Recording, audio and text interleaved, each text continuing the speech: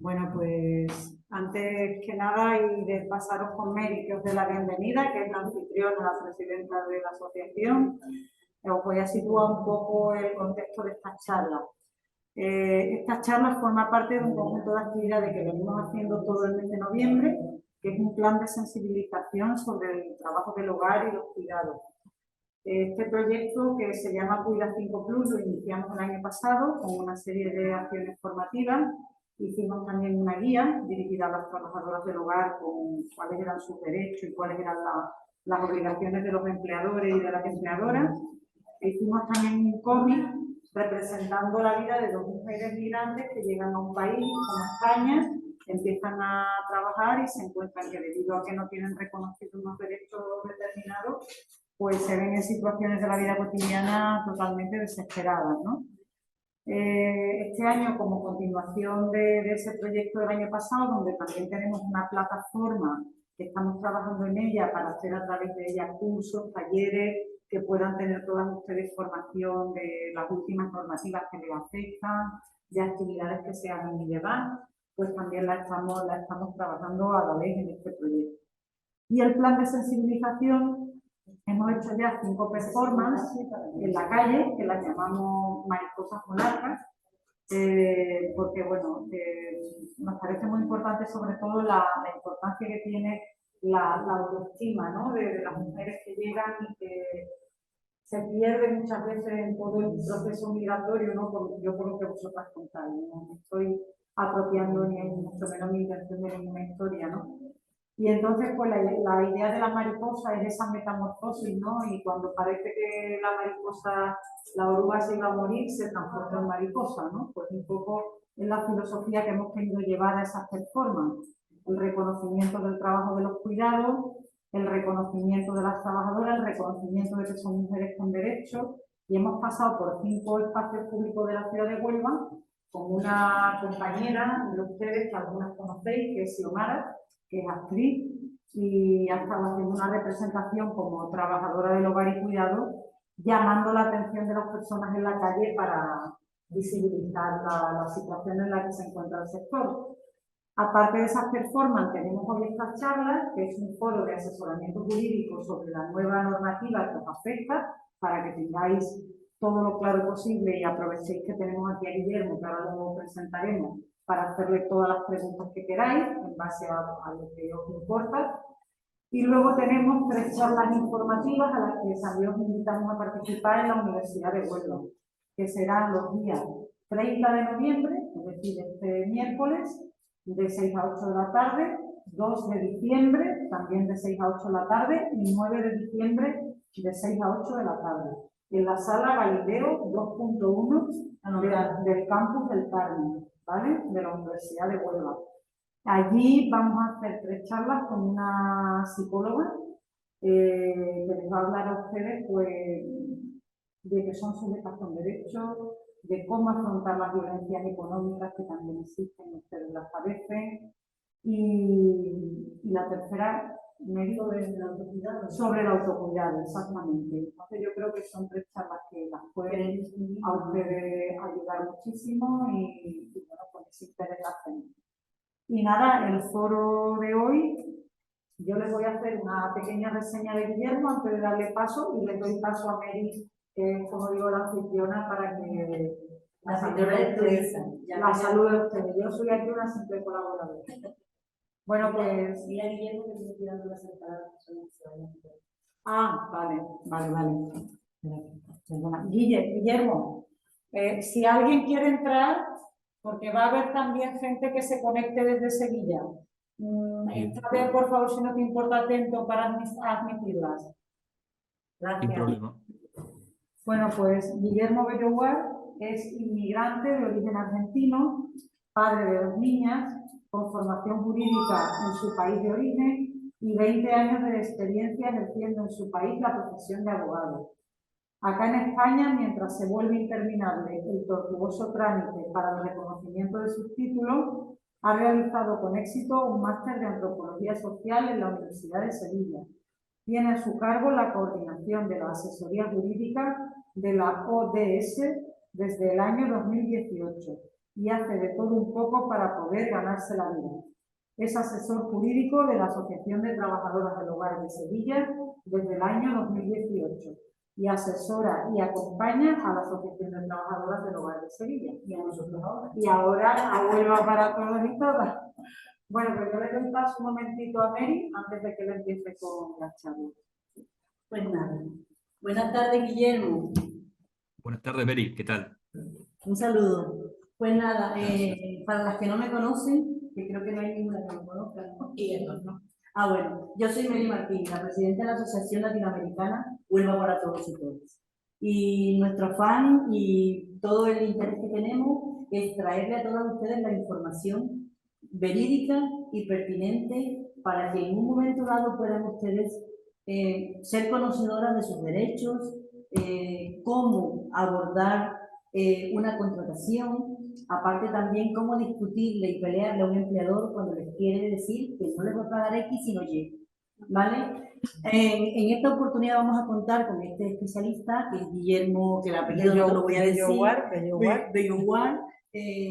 Él lo conocimos nosotros a través de una charla que dio en la Asociación de Trabajadoras del Hogar y lo quisimos traer aquí a ustedes para que, por favor, estén atentas, que sepan realmente de que, como decía Isabel, somos sujetas de derechos y al mismo tiempo no nos dé miedo exigirlos porque nuestros derechos no están ligados a un pasaporte, ni a un NIE, ni a un DNI.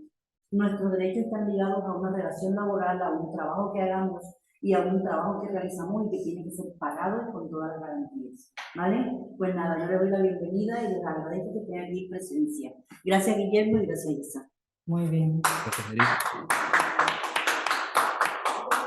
Les quería decir si tienen inconveniente en que se haga alguna fotografía, es para la universidad, no se va a utilizar para más nada, con que tengan la justificación de que esta actividad se ha hecho. Si alguna tiene algún inconveniente me lo dice, y si no, pues...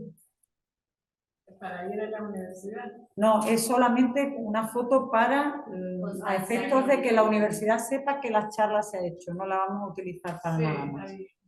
¿Vale? Pues Guillermo, cuando tú... la reunión hay que actualizarla. Sí, eso quería avisarles. Me acaba de llegar ese mensaje Sí. de que la reunión en 15 minutos se va a terminar Vale. en 10 minutos. Vale, ahora mismo tratamos de entrar otra vez. Exactamente. De recurrente entramos otra vez, ¿vale? Bueno, perfecto. Bueno, empiezo Empieza. entonces, ¿verdad? Sí. Bueno, a ver, primero quiero que entiendan que es bastante difícil tratar de hacer un taller como este, sí que se vuelve aburrido, porque es un repaso legal, es un recorrido que vamos a hacer sobre un texto normativo, y eso obviamente para quienes no están familiarizados con el idioma legislativo es complejo y además es tedioso. Por eso es importante que tratemos de no quedarnos con dudas y con conceptos que no conocemos. Entonces, habíamos convenido de hacer un turno después de preguntas. Lo que vamos a hacer es, para hacer un poco de orden, es que las preguntas que vayan surgiendo las apunten y las hacemos al final, para no ir interrumpiendo la presentación. Pero yo voy a intentar bajar a tierra lo más posible esto, pero a veces no lo logro perfectamente. Entonces, cualquier duda terminológica o de concepto, por favor, me lo apuntan y después me se hacen las preguntas y veo si le puedo aclarar un poquito más. El título del taller es, bueno, la normativa del empleo del hogar tras la reforma instrumentada con el decreto que salió a mediados de este año, el 16 de 2020. Este decreto introduce cuestiones muy importantes y novedosas, pero no es un decreto que genere nueva normativa, sino que reforma la normativa existente. A ver si puedo pasar de página, porque ahí está. A ver si ahí se ve. Vale. Una cosa que es importante es conocer cuál es la normativa que regula nuestra relación laboral cuando somos trabajadoras del hogar. Primero y principal, está el Real Decreto 1620 del 2011. Esta es la norma fundamental del empleo del hogar, porque es la que estipula todas las características de este régimen especial del trabajo. El empleo del hogar, como bien saben, todavía no está sumido dentro de lo que es el régimen general, sino que tiene un régimen especial. Es verdad que con las últimas modificaciones cada vez se intenta asimilar más al régimen general, porque es la promesa o el compromiso asumido a través del convenio de la OIT 189, pero todavía no lo hemos hecho plenamente. Se van dando más derechos, pero todavía las trabajadoras y los trabajadores del hogar tienen un régimen laboral que es diferente al régimen general. Todas las características esenciales de ese régimen están en este Real Decreto 1620 del 2011, que aconsejo siempre a quien esté trabajando en el empleo del hogar que lo lea, que le pegue una lectura. Mucha parte no se va a entender, pero hay mucha que sí, que se va a entender. Entonces, parte de saber defender nuestros derechos, como decían al principio de la presentación, es también uno formarse, y no solamente asistiendo a talleres, sino en el día a día, por ejemplo, recurriendo a estos textos legales para ir informándose, leyéndolos y familiarizándose con ellos, ¿no? Además del Real Decreto 1620, que es el cuerpo principal normativo, se aplica al régimen especial del empleo del hogar con carácter subsidiario el Estatuto de los Trabajadores, que como bien sabe, ese es el cuerpo normativo que regula el régimen general. Todo lo que no contempla de manera específica el Real Decreto 1620 se rige por el Estatuto de los Trabajadores de manera subsidiaria. Hay muchas cosas que el Real Decreto 1620 no regula, porque no contempla todos los elementos de una relación laboral, pero aquellos que no los expresamente no los regula, se aplica de manera subsidiaria o secundaria el Estatuto de Trabajador. Después, otras normas que están vinculadas a la relación de trabajo entre una trabajadora del hogar y su jefe, su jefa, es unas leyes fundamentales: la Ley General de la Seguridad Social, la Ley de Prevención de Riesgos Laborales y el Real Decreto que regula el Fondo de Garantía Social. Estas tres leyes o cuerpos normativos antes no eran de aplicación para el trabajo del hogar. Ahora se han vuelto de aplicación a través de la reforma del Real Decreto 16 de 2020. Pero ahora sí son parte sustancial e importante de las relaciones laborales del empleo del hogar, y por eso también es importante tenerlos en consideración.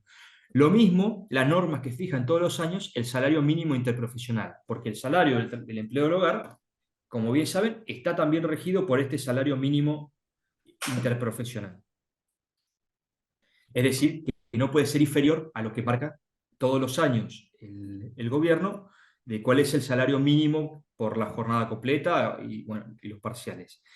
Pero bueno, otra cosa importante, la ley que regula nuestra relación laboral no es solamente la ley emanada de la administración. Hay un elemento que es fundamental, que es el propio contrato. El contrato para las partes es como la ley misma. Entonces, es muy importante el contrato. Ahora ya hablaremos también de la importancia de que se redacte un contrato, que a veces que no ocurre, pero en el contrato están contenidas un montón de estipulaciones que son de obligado cumplimiento para las partes. Importante, el contrato no puede ser contrario a la ley. No puede estipular un salario menor al salario mínimo interprofesional. Cualquier estipulación del contrato que sea contraria a la ley es nula por sí mismo, pero hay una amplia gama de variables en las cuales sí se puede regular entre las partes cosas que la ley o estipula el mínimo o no estipula ninguno. Por ejemplo, las pagas extras semestrales. Estas pagas extras, la ley dice que el mínimo ha de ser lo suficiente para que completen el salario mínimo interprofesional anual, pero puede ser más. Entonces, en el contrato puede pautarse una cuantía superior, o incluso en el contrato se debe pautar si se pagan pagas extras o no. O sea que la ley permite que pueda hacerse de las dos maneras.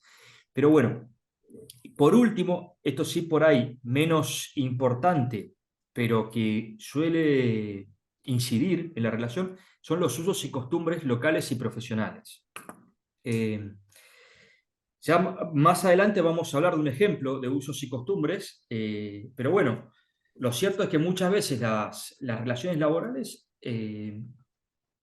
además de lo que los jueces suelen fallar o decir en algunas sentencias, también está interpretado por abogados, gestores, asesores de empresas que dan su opinión sobre cómo se debe interpretar un determinado elemento normativo. Muchas veces esas usos y costumbres generan en nuestra relación laboral ciertas incidencias que son importantes. Pero bueno, ya eso lo vamos a ver después. Pero es importante conocer esto, que está una ley principal, una ley que se aplica de manera subsidiaria, que es el estatuto, otras normas que están vinculadas, que regulan cuestiones adyacentes a nuestra relación laboral, y después el contrato, que es muy importante, y los usos y costumbres. Bueno, vamos a hacer, como dije, un repaso por este decreto 1620. Yo voy a ir siguiendo, de alguna manera, el orden que tiene este decreto. Lo primero que hace el decreto, que es en sus disposiciones generales, explicar qué es esta relación laboral de carácter especial del empleo del hogar, ¿no? Lo que dice es que se va a considerar empleador, cuando se genera una relación laboral de empleo del hogar, a quien detenta la titularidad del hogar familiar, ¿no? Se considera el empleador al titular del hogar familiar, ya lo sea efectivamente o como simple titular del domicilio. Esto es importante porque a veces cuando tenemos un conflicto laboral, si no tenemos un contrato, que es algo que suele ocurrir, a veces no tenemos muy claro a quién hay que demandar. Yo trabajaba en una casa donde vivían 3 o 4 personas, obedecía a todas ellas. Y la ley lo que dice es que la persona que detenta la condición de titularidad de la vivienda no puede excusarse de su carácter de empleador. Lo mismo aquella persona que habitualmente asuma la representación de las personas que conviven con él.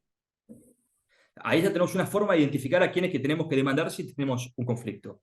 Después, la ley sigue diciendo cuáles son las actividades que están incluidas en este régimen especial de empleo del hogar. Habla de las tareas domésticas. Bueno, estaba diciendo que las actividades que se consideran incluidas dentro de esta relación laboral son primero las tareas domésticas, después los cuidados o atención de los miembros de la familia, y otros trabajos tales como guardería, jardinería, conducción de vehículos, etcétera, ¿no? Siempre y cuando que formen parte del conjunto de las tareas domésticas. Ahí está. A ver si cambia. Vale, tengo un pequeño demora en el cambio de diapositiva. Después están las tareas que no pueden ser consideradas dentro de este régimen especial, que es una problemática que uno en la asesoría lo ve frecuentemente. Muchas veces se asignan a las personas que son contratadas con contrato de este régimen especial para hacer tareas que no son tal según esta ley. Primero, no son empleo del hogar las relaciones de trabajo concertadas con personas jurídicas, es decir, con una sociedad. Siempre el empleador tiene que ser una persona. Si a mí me contrata una empresa, una sociedad, una SL, lo que sea, eso no es este régimen especial, se aplicará el régimen general.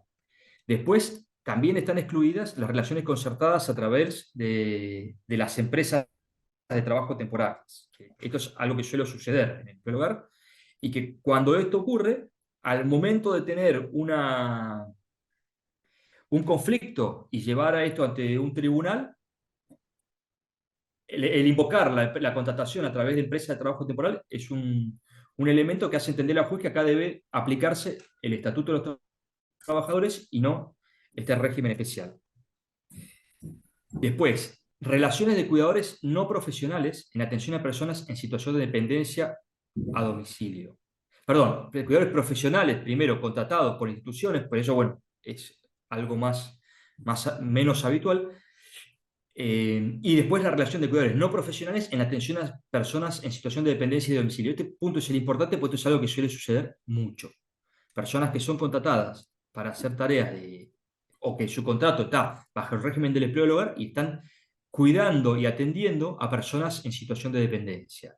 Esto requiere una aplicación de un régimen diferente, porque obviamente las responsabilidades que se asumen y los los requisitos que se deben contener para esta contratación son diferentes.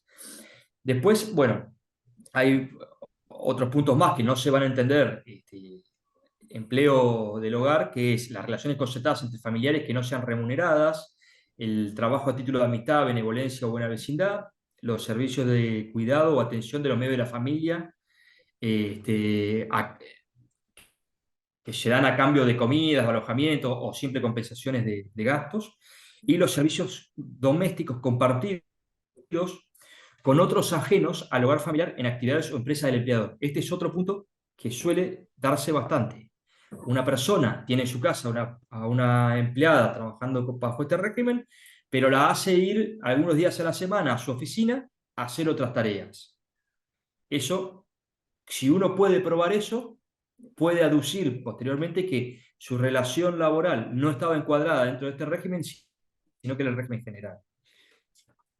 Pero bueno, avanzamos. Tengo que admitir gente que está conectándose. Sí. Ahí va. Bueno, luego el Real Decreto continúa explicando cómo debe ser la forma del contrato que se debe celebrar en el empleo del hogar. Acá, por ejemplo, es uno de los casos donde no lo dice el Real Decreto 1620, sino que se aplica por carácter subsidiario el Estatuto de los Trabajadores. Que el Estatuto de los Trabajadores lo que dice es que los contratos pueden celebrarse por escrito o de palabra. Seguramente mucha gente escuchó que después de esta reforma se hablaba de que ahora el contrato debe ser obligatoriamente por escrito. Eso no es tan cierto. Lo que pasa es que si el contrato no se hace por escrito, salvo que exista prueba en contrario, se presume que es indefinido y a jornada completa. Entonces, si bien no es obligatorio, para el empleador es sumamente importante, si no hace un contrato indefinido y a jornada completa, intentar formalizar la contratación, porque si no, cuando tenga cualquier problema, la reclamación que le va a venir va a ser como si la persona hubiese trabajado a jornada completa y además con un contrato indefinido. A ver, nosotros recomendamos siempre que se haga un contrato por escrito, porque es casi fundamental para evitar los posibles conflictos posteriores y además porque es fundamental dejar en claro las obligaciones y los derechos de las partes cuando muchas veces la ley no lo determina. Además, otra cosa que es importante, el contrato muchas veces puede ser necesario para otro tipo de gestiones. Desde trámites de extranjería, trámites bancarios, solicitar una reagrupación familiar. O sea, sí, hay un montón de situaciones en nuestra vida cotidiana en las cuales nos pueden exigir presentar nuestro contrato de trabajo. Y es problemático que cuando lo exigimos, en verdad estamos hace 3 años trabajando sin contrato y no se pueden hacer contratos para atrás. Entonces ahí tenemos un problema. Con lo cual siempre nuestro consejo, nuestra asesoría es intenten siempre, procuren siempre que el contrato se redacte y se entregue al inicio de la relación laboral. Por otro lado, que no tengamos contrato no quiere decir que no podamos exigir en todo momento, a partir de que tomamos conocimiento de esto, de que se formalice por escrito, incluso ya trabajando. A veces tiene esta complejidad de la no retroactividad del contrato, pero hay que exigirlo igual. Y por último, es importante saber, porque no ocurre habitualmente en el empleo del hogar, es que es obligatorio, y lo dice la ley, la entrega del recibo del salario o la nómina mensual. Muchísimas veces esto no ocurre porque esto evita al empleador pagar una gestoría que le haga la nómina y haga las declaraciones de Hacienda y de Seguridad Social. Bueno, en este caso Hacienda no hay porque no hay IRPF, pero las declaraciones en la Seguridad Social. Lo cierto es que a nosotros nos parece muy importante hacerle entender a las trabajadoras del hogar que existen infinidad de modelos de nómina dando vueltas. Casi todos los colectivos que trabajan por los derechos de las trabajadoras del hogar tienen modelos de nómina dando vueltas que no es difícil, que la puede hacer perfectamente el empleador sin mucha dificultad y que incluso podríamos llevarla nosotros, ya hecha por nosotros, para que la firme el empleador. Pero es fundamental y es obligatorio que exista la nómina. Seguimos. Bueno, después la ley pasa a hablar de cómo tiene que ser el contenido de este contrato, ¿no? ¿Qué información debe contener el contrato? Primero habla de que el contrato debe contener los elementos esenciales. Esto sale de un decreto anterior que habla para todos los casos de contratos laborales. Estas características esenciales que nombra el decreto son principalmente, surgen un poco de la lógica, pero son la identidad de las partes, la fecha de comienzo de la relación laboral, la duración que va a tener, el domicilio social o de la persona donde se va efectivamente a realizar las tareas, la categoría o grupo profesional, la cuantía del salario base inicial y de los complementos salariales, y también la periodicidad del pago. Tiene que decir cada cuánto se debe pagar el salario. No siempre es mensual, puede pactarse entre las partes quincenal o de otra periodicidad.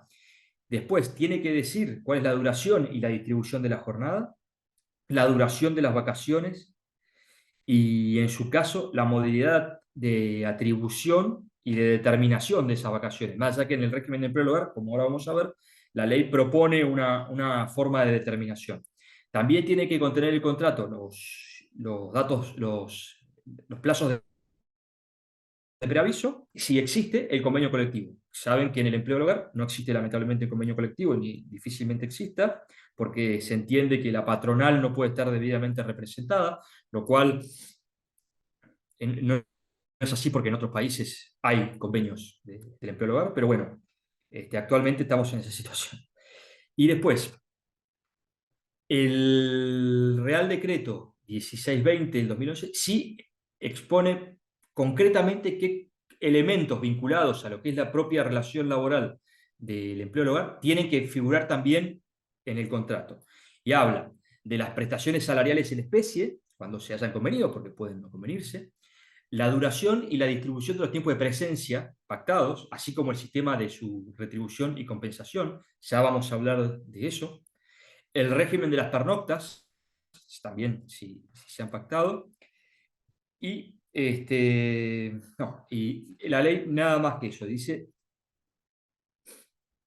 eh, el tema de cómo es la forma del contrato, que la ley no lo dice, que esto es importante. El contrato, su forma puede ser libre mientras contenga todos estos elementos. Podría ser perfectamente un papel escrito a mano donde la persona pone todos estos elementos y lo firman las dos partes. No requiere ninguna forma concreta, especial ni. Sin embargo, en la página del SEPE, del Servicio Estatal de Empleo, hay un modelo que en verdad es un modelo común para todos los trabajadores o para todos los regímenes, que es el que aconsejamos utilizar porque ya viene predeterminado cuáles son los elementos que se deben completar. Este modelo de contrato tiene varios anexos para según qué régimen laboral se esté tratando. Uno de estos anexos es el del empleo del hogar, y en ese anexo justamente está los espacios para marcar este tema: las prestaciones salariales en especie, los tiempos de presencia y las pernoctas. Pero bueno, nosotros eso, recomendamos usar ese modelo del SEPE. Antes había un modelo específico para el empleo del hogar, que de hecho todavía sigue dando vueltas, porque está todavía colgado en alguna página de internet, pero el SEPE lo ha quitado y aconseja usar el modelo general con la adhesión de este anexo específico para el empleo del hogar.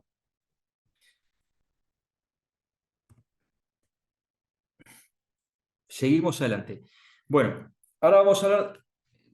Como verán, el Real Decreto va como siguiendo el orden de cómo se va desarrollando una relación, ¿no? Empezamos por qué es el empleo del hogar, cómo se debe componer el contrato, y ahora empieza a hablar del periodo de prueba.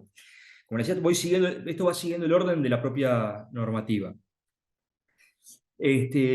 Bueno, respecto al periodo de prueba, la ley permite acordar por escrito un periodo de prueba que no puede ser mayor a 2 meses. Eso es lo único que dice la ley. No puede ser mayor a 2 meses. Después puede ser de un día, de 2, de 3, de un mes, de 2 meses. Eso queda a la libre, al libre convenio de las partes, digamos. Lo pueden pactar libremente el plazo que les parezca razonable. Y también se puede acordar un periodo de preaviso que no debe ser superior a 7 días naturales. El periodo de preaviso, lo explico porque a veces lo damos por supuesto, pero no siempre lo es los días antes que debo avisarle yo como empleador a mi empleado que voy a dar por finalizada la relación laboral, y también es el plazo que tenemos nosotros como trabajadores y trabajadoras para avisarle a nuestro jefe, a nuestro empleador, que queremos dar por disuelta la relación laboral.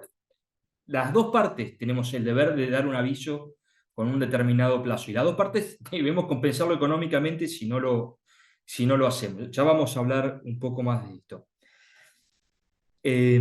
Durante el periodo de prueba, este preaviso no puede ser superior a 7 días naturales. Después, una vez que ya pasa el periodo de prueba, ya veremos que hay otros periodos. Y bueno, una cosa que es elemental, que es que durante el periodo de prueba cualquiera de las partes puede dar por finiquitado el contrato, puede dar por finalizado el contrato, sin que eso dé derecho a tener que indemnizar a la otra parte. Pero una cosa importante, no da derecho a indemnización, pero sí, aunque sea durante el periodo de prueba que termina la relación laboral, sí es obligatorio realizar un finiquito. Y en ese finiquito, a la trabajadora se le deben pagar las horas efectivamente trabajadas hasta ese momento, y también las vacaciones proporcionales. Esto muchas veces se omite. Yo trabajé un mes, tengo ya días de vacaciones proporcionales acumulados, que como no me los puedo gozar, me los tienen que pagar. Respecto del preaviso, es otra cosa importante, que si la ley, si bien no establece qué es lo que ocurre si no se cumple con estos tiempos de preaviso, en el caso de que se haya pactado, por lo general, como decía antes, lo que sucede, y que es un uso y costumbre, es que se compensan económicamente. Se valoriza cada día de trabajo dividiendo el salario por la cantidad de días que se trabaja en el mes. Ese es el precio del día, y si el preaviso es de 7 días, tendré que pagar el resultado de lo que vale mi día de trabajo por 7, y ya. Bueno, de esto creo que nada más. Seguimos para adelante. El alta en la seguridad social. Una cosa que es importante, hay que saber que incluso durante este periodo de prueba, siempre es obligatorio que se dé de alta a la trabajadora desde el primer día, incluso si hay periodo de prueba.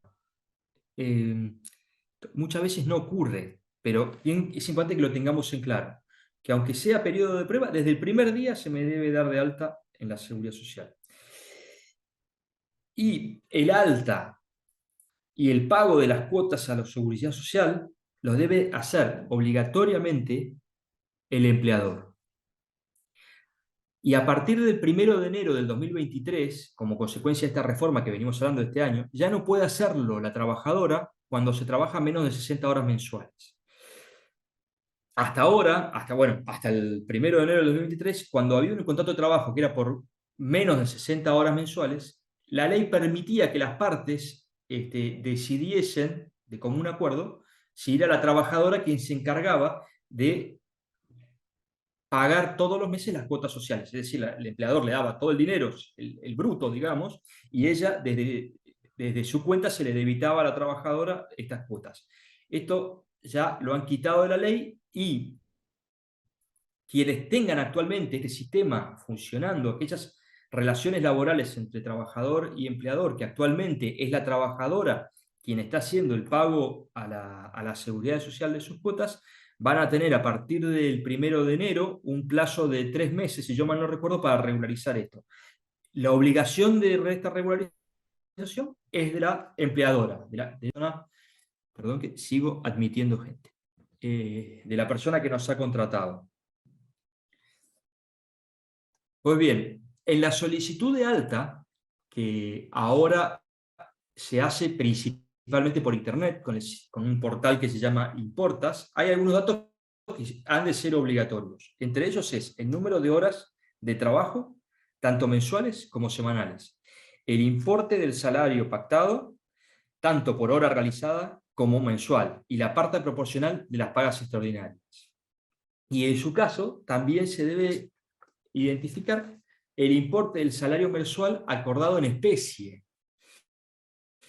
y si existen o no un pacto de horas de presencia y horas de pernocta. Todo esto ahora resulta ser obligatorio al momento de dar el alta. Antes no lo era. Esto cambió con la última reforma. Todos estas, como dije antes, todos estos datos hoy por hoy se pueden presentar a la Seguridad Social a través del portal Importas, que es un portal que también es muy importante que las trabajadoras conozcan, porque en él pueden consultar toda la información de su relación laboral. Incluso podemos saber si están al día con el pago de nuestras cuotas sociales, nuestros empleadores, podemos descargar nuestra vida laboral, saber qué jornadas y qué otros elementos del contrato están denunciados. Muchas veces han ocurrido que cuando trabajadoras del hogar entran al portal se llevan sorpresas porque tienen menos jornada de la que realmente hacen,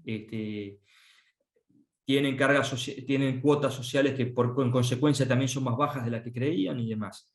Por eso aconsejamos también, además de conocer un poco la ley, tratar de entrar a este portal. Hay alguna de la información que está contenida ahí que no requiere la obtención previa de un certificado digital, pero bueno, también aconsejamos la obtención del certificado digital. De hecho, vamos dando talleres sobre ese tema porque es complejo todo lo que son las competencias digitales para el empleo del hogar, pero que cada día son más fundamentales. Muy bien, seguimos. Luego la ley nos habla de las retribuciones, de cómo han de ser estas retribuciones que podemos cobrar como trabajadoras del hogar. Como le dije al principio, el salario base no puede ser inferior al salario mínimo interprofesional que todos los años se publica en el Boletín Oficial del Estado. Este salario mínimo actualmente está fijado en 14.000 euros anuales brutos. Se fija por lo general en valores anuales. Esto implica que puede ser pagado o en 14 pagas de 1.000 euros o en 12 pagas de 1.166,67. Desde las asociaciones de Sevilla nosotros solemos aconsejar a las trabajadoras que traten de pactar que las pagas extra estén ya distribuidas en las 12 pagas y que no hayan estas 14 pagas con la paga extra en junio y en diciembre, sino que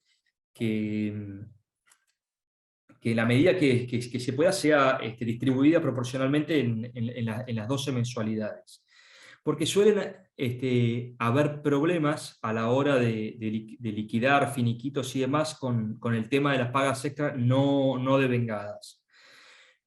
Pero bueno, y después, para las que es un trabajo por jornada parcial, el salario mínimo interprofesional se reduce proporcionalmente según la cantidad de horas pactadas. Por ejemplo, si por 40 horas nos corresponden estos 1.166,67, por 20 horas es exactamente la mitad, 583 con algo. O sea, hay una reducción que siempre es proporcional, teniendo en cuenta que el 100% del salario equivale a la jornada de 40 horas semanales. Después, para el trabajo externo, por horas, se entiende que hay trabajo externo por horas siempre y cuando la trabajadora no preste servicio menos de 120 días al año para la misma persona. Si se trabaja más de 120 días al año, no puede ser de aplicación la retribución en el régimen de externado por horas. Pero bien, para esta modalidad, la ley lo que establece la ley que, perdón, el decreto que establece el salario mínimo interprofesional, dispone que para el trabajo por hora se debe cobrar un mínimo de 7,82 € por hora brutos. Según tablas salariales que hacemos en Sevilla con la plataforma de empleo del hogar, nosotros aconsejamos intentar negociar un mínimo de 11 € brutos por hora, porque esto nos parece que es un importe, los 7,82, que se queda corto a lo que habitualmente vemos que existe como negociado en el mercado. Obviamente, no está de más aclarar que conocemos la realidad y que muchas veces los trabajadores trabajan por mucho menos dinero, que no se respeta a veces ni el salario mínimo interprofesional y que las horas también la pagan menos. Pero bueno, la ley dice 7,82 y las entidades que trabajan en pro de los derechos de las trabajadoras, por lo menos acá en Sevilla, están aconsejando que se pida más, que se intente un mínimo de dignidad que sea de 11 € por hora de trabajo. Quiero explicar un poco la diferencia de lo que siempre nominalmente hablamos del salario neto, bruto y demás, porque a veces genera bastante confusión. Entonces hice este pequeño cuadrito explicando un poco eso. El salario neto es el importe que recibe la trabajadora, ya no en su bolsillo, sino en su cuenta bancaria, porque ahora es obligatorio el pago por medios bancarios. Es el salario bruto, el total, que ahora vamos a ver, menos las cuotas de la seguridad social que debe pagar la trabajadora, porque como vamos a ver más adelante, de lo que se debe aportar a la seguridad social, una parte la paga el empleador, pero otra parte la paga la trabajadora, una parte menor, de una proporción menor, pero que la trabajadora, todos los trabajadores tenemos que todos los meses también pagar una parte de lo que es nuestra cuota a la seguridad social. El salario bruto, a su vez, por contraposición, es la suma de ese salario neto, lo que recibe la trabajadora en su bolsillo, más esas cuotas sociales que están a cargo de la trabajadora. Eso es salario. Todo lo que incluye las cargas a la seguridad, las cuotas a la seguridad social que debe pagar la empleadora, es importante que entendamos que no son salarios. Porque muchas veces nos lo quieren hacer pasar como que es salario. Eso se llama el coste total de la contratación legalmente, que es el salario bruto, sacando las deducciones o los impuestos que va a pagar el trabajador, pero además yo tengo un costo, que es una carga fiscal por contratar a una persona, no es parte del salario de esa persona. Es una carga fiscal que pesa sobre quien decide tener un trabajador. Y esto es importante porque nos cansamos de ver trabajadoras que nos dicen que su empleador le dice, no, tu salario es esto más los 300 que yo pago a la seguridad social. Entendé que eso es lo que realmente te estoy pagando. Es importante que sepamos que no es así, poder pararnos frente a nuestro empleador sabiendo que no, eso no es salario. Esos son tus costes fiscales por la actividad que vos realizás, que lo pagarás si me contratás a mí como si lo contratás a otra. No es mi salario. Pero bueno, es una aclaración que me gusta hacer porque nos cansamos en la asesoría de ver ese tipo de comentarios por parte de muchos empleadores.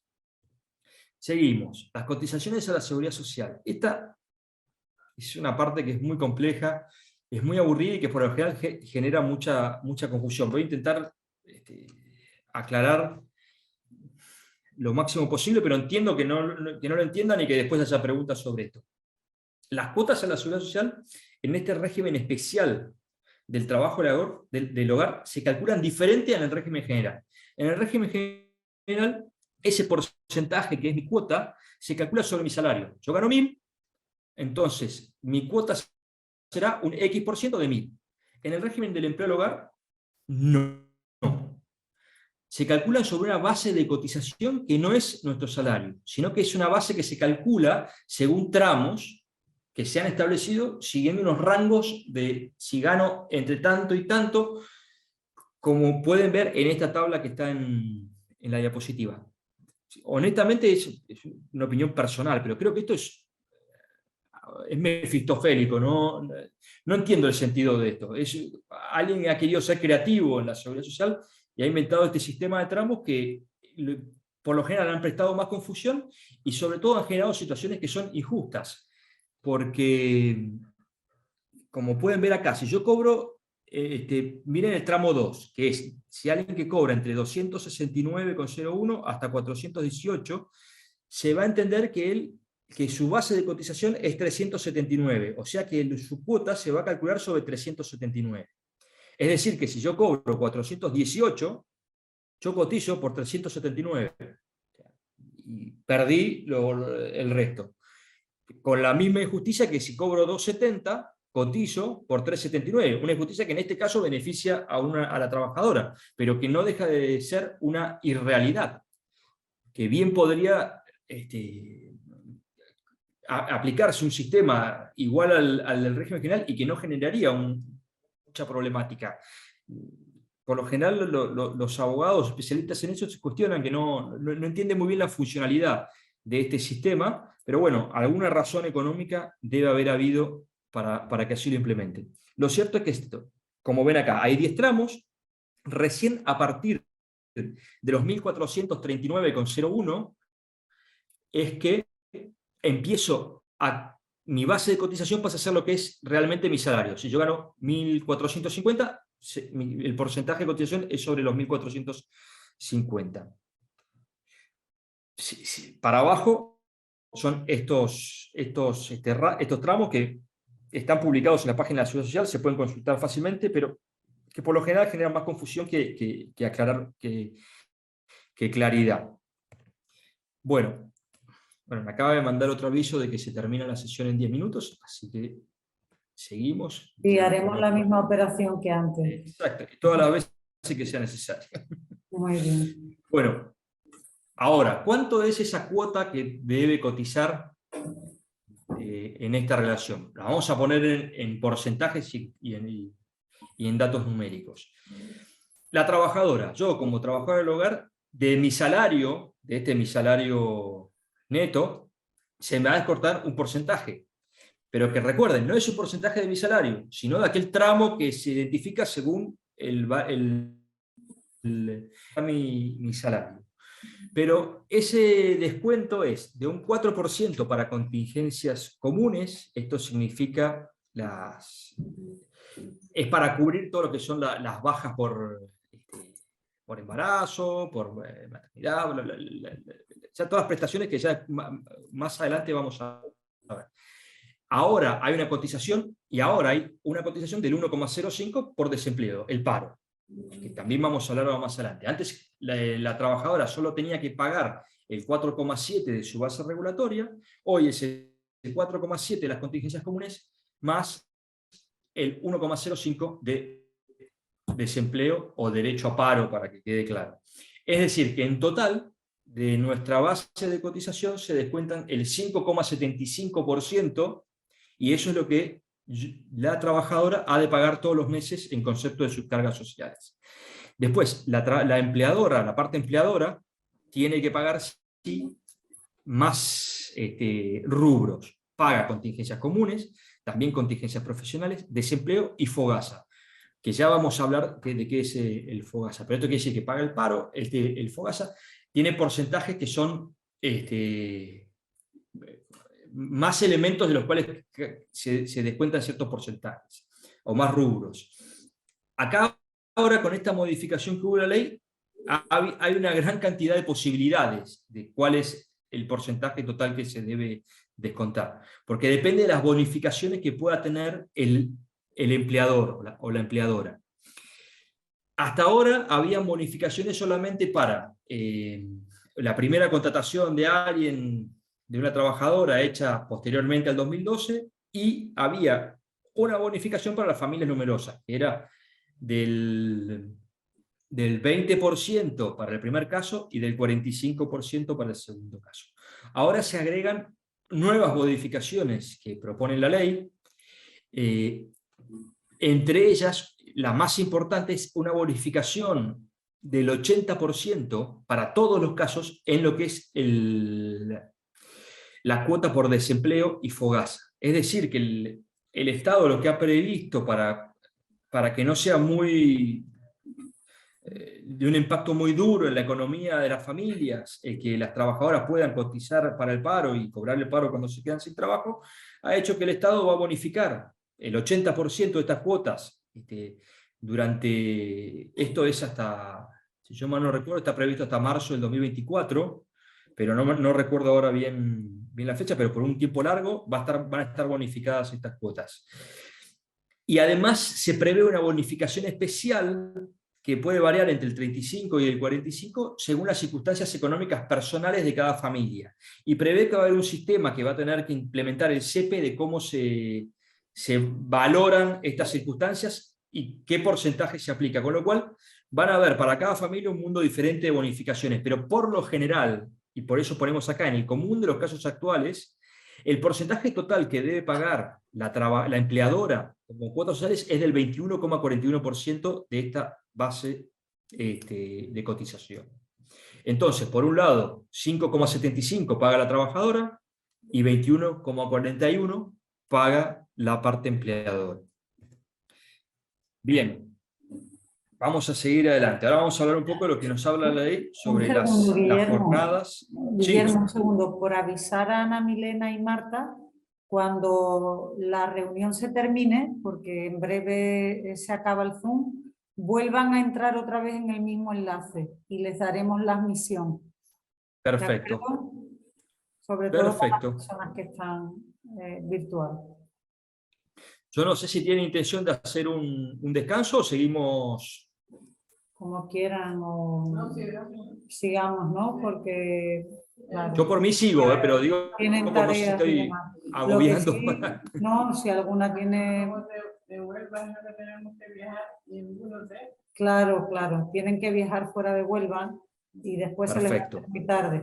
Lo que hacemos, No. cortamos, si te parece, un cuartito de hora antes de las 8, así, para dejar tiempo a preguntas, ¿no? Sí, yo prefiero hacerlo de corrido, porque creo que, Perfecto. salvo que estén muy agotados, yo prefiero, bien, así que bien. genial. Muy bien. Bueno, jornada laboral y descansos. Vamos, esto es también este Real Decreto 1620 que regula la Organización Especial del Trabajo del Hogar. Dice que la jornada máxima será de 40 horas semanales de trabajo efectivo sin perjuicio de los tiempos de presencia. Después, que estos tiempos de presencia, dice la ley, no pueden exceder de 20 horas semanales de promedio en el periodo de un mes, y su retribución no puede ser inferior a la cuantía que corresponde a las horas ordinarias. Pero las partes pueden pactar que por estos periodos de presencia, por estos tiempos de presencia, en vez de pagarse una retribución, se compense con periodos equivalentes de descanso. Después, esto es importante, porque también son de las cosas que empiezan a veces a no respetarse. Entre el final de una jornada y el inicio de la siguiente, debe mediar un descanso mínimo de 12 horas. ¿Bien? Después, la ley dice que en verdad este descanso de 12 horas se puede reducir a 10 en caso de que el empleado del hogar interno lo desea compensar con descansos en diferentes días. Podría decir, bueno, yo descanso 10 solamente, pero los voy a ir compensando en un periodo de hasta 4 semanas. Después, esto es bastante importante. El empleo, la empleada que está en el régimen interno dispone, según la ley, de un descanso de al menos 2 horas diarias para las comidas principales. Suele ocurrir que a muchas trabajadoras se les exige permanecer en la casa durante estas 2 horas diarias de comidas. Esto es como, no sé si recuerdan que expliqué al principio que a veces los usos y costumbres regulan las relaciones laborales. Este es un típico caso, por lo menos acá en Sevilla y en parte de Andalucía, que hay un uso y costumbre que se aplica, que los abogados cuando vas a hacer la consulta te dicen, no, sí, tenés que quedarte en la casa, y que en verdad consideramos que es una costumbre que no se ciñe a lo que dice la ley. De hecho, hace una interpretación un poco rebuscada de lo que dice la ley. Nosotros entendemos que si estamos hablando de horas de descanso y no de trabajo, de ninguna manera la ley puede indicar, ni nadie, dónde es que se debe ejercer ese descanso. Porque justamente no son horas de trabajo, lo que la ley puede regir es lo que se hace durante las horas de trabajo, lo que no puede regir es qué es lo que se hace durante las horas que no son de trabajo. Pero bueno, que lo sepan, porque es algo que ocurre bastante, que se exige la permanencia dentro del hogar.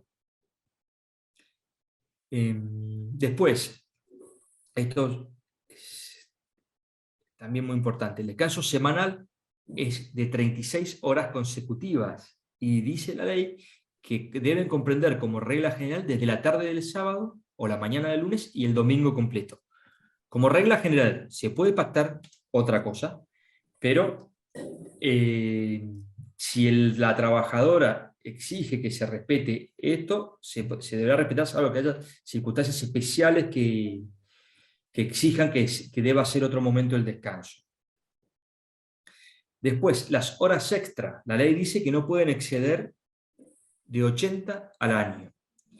Y el pago por estas horas no puede ser inferior al valor de la hora ordinaria. Pero que sí se pueden compensar por tiempos equivalentes de descanso. Bueno, lo último que estaba comentando es esto, que las horas extra no pueden exceder de 80 horas al año, y que se deben compensar, se deben pagar con un importe que no sea inferior al valor de la hora ordinaria, y que pueden también compensarse por tiempo de descanso. Ahora vamos a ver los permisos festivos y vacaciones que tenemos dentro del empleo del hogar. En principio, lo que son permisos retribuidos, las trabajadoras del hogar gozan de todos los mismos permisos que tiene el régimen general, con lo cual hay que remitirse a lo que es el Estatuto de los Trabajadores en su artículo 37. Nosotros aconsejamos también la lectura de este artículo del Estatuto de los Trabajadores. Quizás leer todo el Estatuto de los Trabajadores sea muy tedioso, acepto que alguien no lo quiera hacer, pero aconsejo que el artículo 37 lo conozcan, porque ahí están descritos todos los permisos que pueden pedir y que pueden gozar que pueden tomarse con goce de sueldo. Entre ellos están matrimonio, nacimiento de hijo, la lactancia, los exámenes prenatales y técnicas de preparación para el parto, fallecimiento, hospitalización o intervención quirúrgica de parientes hasta segundo grado de consanguinidad, mudanza, etc. Como hay más, pero una cosa importante, no existe en el Estatuto de los Trabajadores el Día de Asuntos Propios, que tanto se habla. El Día de Asuntos Propios surge de algunos convenios colectivos de trabajo que lo contemplan, pero en el régimen general o en el empleo del hogar no existe este día como tal. Pero, como explicaba antes, en el contrato se puede pactar si las partes están de acuerdo. Y nosotros creemos que es importante, como parte de la reivindicación del empleo del hogar, es que las trabajadoras intenten al momento de la contratación pactar tener días de asuntos propios. Quizás a veces es importante llegar a un diálogo con la empleadora y explicar que en nuestra cotidianidad nos vamos a enfrentar a la necesidad de hacer trámites administrativos y demás, y que esta falta de regularización legal de esta figura hace que por lo general uno tenga que estar utilizando falsamente enfermedades y demás para hacer trámite. Entonces, para evitar eso y ser una relación de trabajo honesta, podemos pactar que uno al año tenga para realizar esa cantidad cada vez más grande de trámites administrativos que tenemos en nuestro día a día. Bien, festivos. El Estatuto de los Trabajadores dice que podemos tener como mínimo estos 14 días de fiestas laborales anuales, que son retribuidos o acumulados a vacaciones. Y vacaciones, como se sabe, tenemos derecho a 30 días naturales de vacaciones anuales. Para el régimen del empleo del hogar, estas vacaciones se fijan de común acuerdo. O sea, entre la trabajadora y empleadora pueden decidir cómo y cuándo se gozan. Pero si no existe acuerdo, La ley lo que dice es que 15 días los va a fijar el empleador y los otros 15 los va a fijar el trabajador o la trabajadora. Y que ambas partes tienen que preavisar de cuándo es que se van a tomar estos 15 días con una antelación no menor a 2 meses del inicio de esas vacaciones. Y un dato también importante, durante este periodo de vacaciones de la trabajadora, el empleador nunca puede obligar a la trabajadora a residir en el domicilio familiar o en el lugar en el que se vayan o se desplacen de vacaciones, que es algo que también suele a veces ocurrir, que nos quieren pasar por vacaciones cuando nos vamos a trabajar a la casa de la costa de nuestro empleador. Eso claramente no son vacaciones, pero a veces algunos lo quieren hacer pasar como tal. Después, vamos a ver lo que es la extinción o finalización del contrato, que acá también hay novedades importantes en la reforma implementada este año. Durante lo que es la relación laboral, cualquiera de las partes puede acordar la disolución del contrato. Tienen que invocarse alguna de las causas que establece el artículo 49.1 del Estatuto de los Trabajadores. Dentro de este artículo 49.1, las causas que están enumeradas son el mutuo acuerdo de las partes, es decir, de común acuerdo las dos partes deciden que no quieren seguir con la relación laboral, las causas consignadas en el contrato. Esto no es tan común en el régimen de empleo laboral, pero podría suceder que se prevé en el contrato, como hay esta libertad de pactar cosas, que si ocurre determinado hecho, se extingue la relación laboral. Después, por la expiración del tiempo convenido en el contrato, cuando son contratos de carácter temporal, la dimisión o la renuncia del trabajador, el fallecimiento o incapacidad permanente o gran invalidez del trabajador, la jubilación del trabajador por fuerza mayor que imposibilite la prestación del trabajo, por despido y por causas objetivas legalmente procedentes, y por la decisión de la persona trabajadora que abandona su puesto por haber sido víctima de violencia de género. Acá hay una cuestión que es importante, que es desaparece lo que era la figura del desistimiento, que las que son trabajadores del hogar sabrán muy bien que era una figura que preveía la normativa antes de la reforma, que permitía al empleador, sin ninguna causa específica, rescindir el contrato con el derecho o con la obligación del pago de una indemnización reducida. Pero era una posibilidad de rescindir sin tener que invocar ninguna causa. Esta figura desaparece y fue muy aplaudida por esta desaparición fue muy aplaudida por las entidades que trabajamos en defensa del derecho al hogar, pero nos han colado algo que ahora voy a explicar que no nos deja del todo conforme.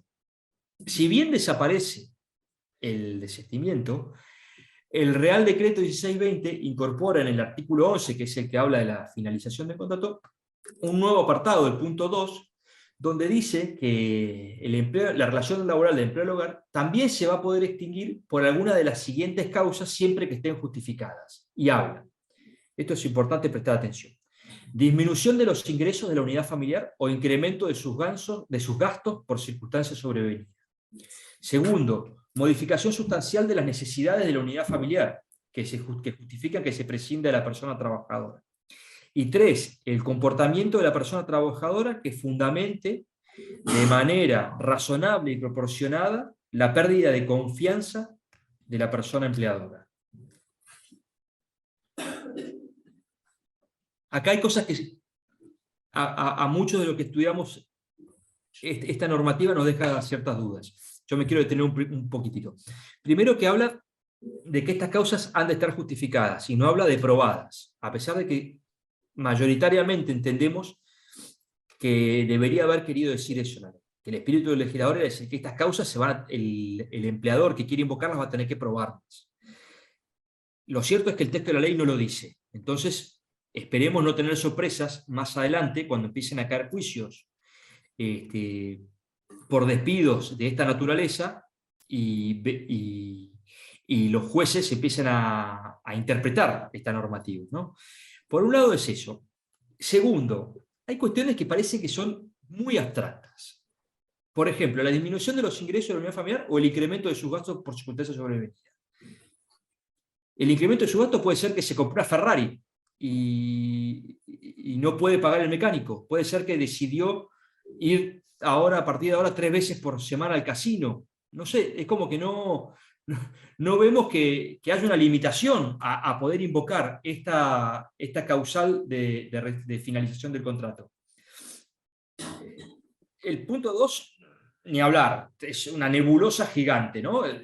Se modifican las necesidades de la unidad familiar. Además piensen en cómo se prueba esto, ¿no? Si es que hay que probarlo. Parecería ser que es algo muy amplio, muy etéreo, que va a ser, que podría ser utilizado de muchísimas maneras. Y después, el punto quizás el más espeluznante de esto habla de que se fundamente de manera razonable la pérdida de confianza en la persona empleadora. Acá, ya, explíquenme cómo se prueba que hay confianza o no hay confianza si no es por la palabra del propio empleador. Porque no habla de que estén acreditados actos u hechos concretos que lleven a la pérdida de la confianza, sino que simplemente, así como lo leen en el cartel, es como está puesto en la ley. Y tenemos mucho miedo de que los tribunales empiecen a tener un criterio de interpretación de esto que haga darnos cuenta que en verdad el desistimiento no desapareció tanto como dicen que lo hicieron desaparecer. Porque acá hay algo importante. Este despido por causas justificadas, por estas 3 causas que hemos leído, perdón, van a empezar a escuchar en este momento por ahí gritos de niños, de niñas que pasan, porque acaba de llegar mi familia del parque y la van a ir a bañar, pero sepan disculpar que van a escuchar un poquitito de ruido. Como decía, estas 3 causas terminan o llevan a un despido que se parece mucho a lo que era el desistimiento. Y ahora voy a ver cuáles son estas características. Primero, que debe comunicarse por escrito. Eso es verdad que el desistimiento es lo mismo. Y que tiene que ser invocándose de un modo claro e inequívoco la voluntad de la persona empleadora y la causa por la cual se adopta dicha decisión. Antes con el desistimiento pasaba algo similar. La ley decía que tenía que decir expresamente la notificación por escrito que se resolvía por desistimiento. Si no se decía eso, se entendía que era un despido improcedente. Ahora lo mismo, si en el papel que nos despide o que nos notifican el despido no dice exactamente que se quiere finalizar la relación laboral, invocando las causas del artículo 11.2 y explicando cuál es la causa, ese despido como tal resulta improcedente. Después, si se ha trabajado más de un año, en estos casos el preaviso ha de ser con 20 días de antelación, como mínimo. Si se trabajó menos de un año, son 7 días de preaviso que como mínimo se pueden pactar. Y aquí lo importante, para este caso para estos tipos de despidos, la indemnización es la equivalente a 12 días naturales por año de servicio, con un límite de 6 mensualidades. Esta indemnización de 12 días por año trabajado es justamente la que tenía antes el desistimiento. Por eso entendemos que el desistimiento no ha desaparecido del todo. Porque ahora, si bien hay que invocar una causa, resulta que si logro invocar una de estas 3 causas tan etéreas que consagra la ley, la indemnización que voy a recibir es esta muy reducida comparada a los 20 o los 30 días por año trabajado que puedo tener según qué tipo de despido sea del régimen general. Dato importante, durante este periodo de preaviso, estos 20 días o 7 días, la trabajadora que preste trabajo a jornada completa siempre va a tener derecho a una licencia de 6 horas semanales para poder salir del hogar a buscar empleo. Y como había comentado en otro momento, más atrás, el empleador siempre puede sustituir este preaviso por una indemnización equivalente al salario de dicho periodo. Bien, seguimos. El tema de la rescisión de la resolución del contrato por muerte de empleador. Entonces, seguramente lo han escuchado, muchas veces una de las grandes quejas que hay dentro del sistema del mundo del trabajo del hogar, porque suele dar resultados muy injustos. Pero lo cierto es que es una normativa que viene del Estatuto de los Trabajadores, no de la normativa propia del régimen del empleo del hogar. Cuando muere el empleador, el trabajador va a tener derecho a indemnización equivalente solamente a un mes de salario, con independencia de cuál sea la antigüedad que tuviese la empleada en la casa. Es decir, que si trabajo 30 años con una persona que fallece, efectivamente mi indemnización es de un año. Nosotros entendemos que esta aplicación del régimen general a esta situación concreta parecería un poco perjudicial. Pero bueno, es lo que hasta ahora hemos podido obtener en la reivindicación de derechos. Lo cierto es que es algo que ocurre mucho y que es bastante traumático, porque después de muchos años una indemnización de este tipo suele quedar siempre muy reducida. Lo que es importante saber es que en este caso, como en todo, siempre se va a tener derecho a cobrar a los herederos de la persona que falleció el finiquito, que esto es no solamente los días trabajados y no cobrados, la indemnización, sino también las horas extras pendientes, los días de vacaciones no disfrutados y la parte proporcional de las pagas extraordinarias que si no se cobraron. Bien.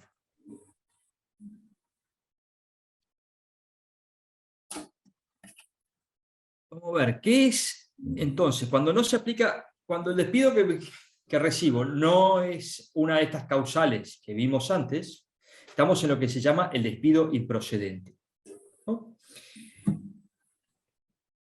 ¿En qué caso se da este despido? Por un lado, cuando no se hace con la forma adecuada este despido con causa que habíamos visto antes, ¿no? En la notificación que me llega hay una omisión, hay algunos de los requisitos que falta, entonces puedo considerar que estamos ante un despido improcedente.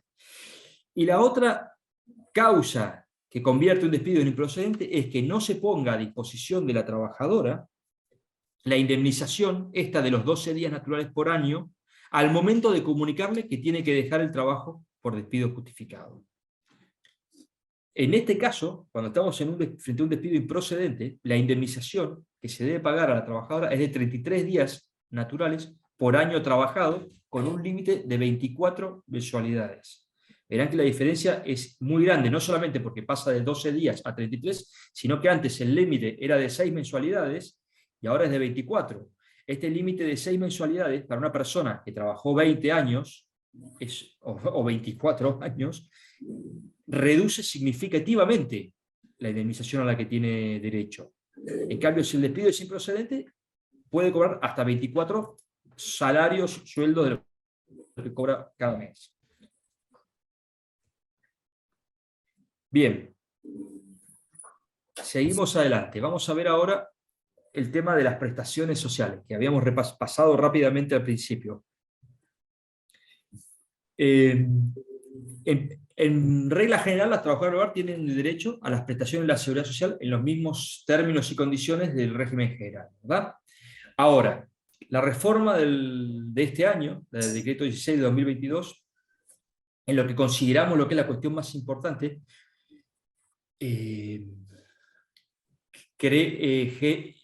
estableció que a partir de ahora pasa a ser obligatoria la cotización por contingencias de desempleo y el Fondo de Garantía Salarial para las relaciones laborales del empleo del hogar. Esto es que a partir de ahora, las trabajadoras del hogar, una vez que cumplan los plazos de cotización suficientes que reclama la ley, van a comenzar a tener derecho a cobrar la prestación por desempleo y también los subsidios por desempleo, que ya los vamos a ver, son varios, y que vamos a pasar a leer, a revisar rápidamente uno por uno. Pero bueno, dentro de estas prestaciones, vamos a repasarlas rápidamente cuáles son. Primero, la asistencia sanitaria. Como bien saben, desde el momento que nos damos de alta como trabajadores, tenemos derecho por parte del Estado, en este caso de las comunidades autónomas, a una asistencia médica sanitaria. tenemos derecho a nuestra tarjeta, y ese derecho además es inextinguible, porque cuando quedamos como desempleados lo seguimos manteniendo, pero lo cierto es que, perdón, pero me estoy quedando, se me está secando la garganta, que mientras no hayamos trabajado, si no somos beneficiarios de nuestros padres, no tenemos, en España no se tiene derecho a asistencia sanitaria, más allá de lo que es la ley de asistencia sanitaria universal, demás que, bueno, sobre todo con el tema de la inmigración, tiene sus complejidades. Pero por lo general, una persona que llega a España, consigue su permiso de residencia, imagínense que no es un permiso de residencia vinculado a trabajo, ¿no? Como el arraigo social o laboral, sino que es un permiso de residencia por familiar de español.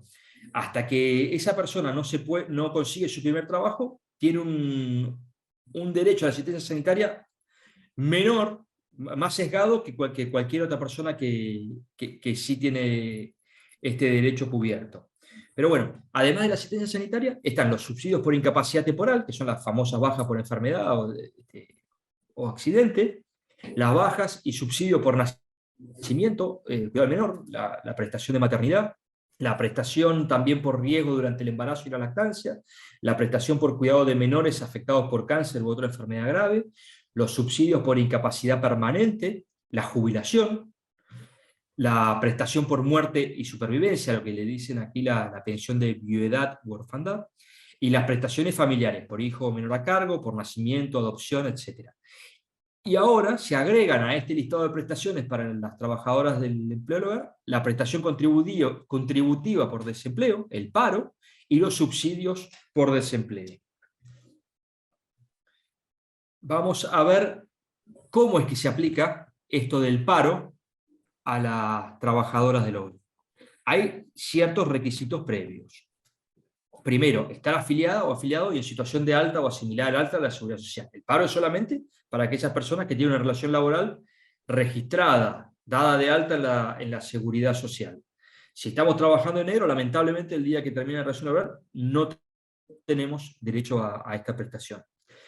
Otros requisitos es encontrarse en situación legal de desempleo. Esto es un trámite burocrático, pero que hay que cumplir. Pues el día que termina nuestra relación laboral, inmediatamente tenemos que entrar acá en Andalucía a la página del SAE, al Servicio Andaluz de Empleo, y darnos de alta como demandantes de empleo. Parece una tontería, pero es fundamental para cobrar cualquier prestación. Si no lo hacemos, eso impide que podamos acceder a cualquier tipo de prestación o beneficio. Tercero, estar inscripta o inscripta y mantener esta inscripción como demandante de empleo durante todo el periodo en el que se percibe la prestación. Esta demanda de empleo tiene un plazo y debe ser renovada al vencimiento de ese plazo, ¿verdad? Después, acá lo importante que ahora vamos a ver con el tema del empleo del hogar. Hay que haber trabajado y cotizado al desempleo al menos 360 días dentro de los 6 años anteriores a la fecha en que uno se queda sin trabajo.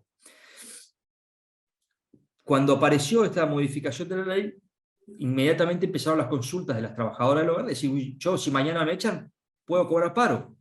La respuesta es lamentablemente no. Porque hasta ahora las trabajadoras del hogar venían trabajando, pero no venían cotizando por desempleo. Es decir, que todos los meses no se sacaba de su sueldo ni del aporte que hace la trabajadora ese porcentaje que se aplica a las contingencias por desempleo. Entonces, las trabajadoras del hogar recién van a poder cobrar el paro luego de que coticen para el desempleo 360 días. Es decir, que trabajan un año cotizando para desempleo. Hay una cosa importante. Hay un caso particular. Puede darse que la trabajadora del hogar cotizó anteriormente porque trabajó de otra cosa para el régimen, para el sistema, para la contingencia de desempleo. Por ejemplo, una trabajadora del hogar que algunos años atrás, dentro de esos 6, ¿no?, trabajó como camarera en un bar o para un hotel y durante ese periodo cotizó.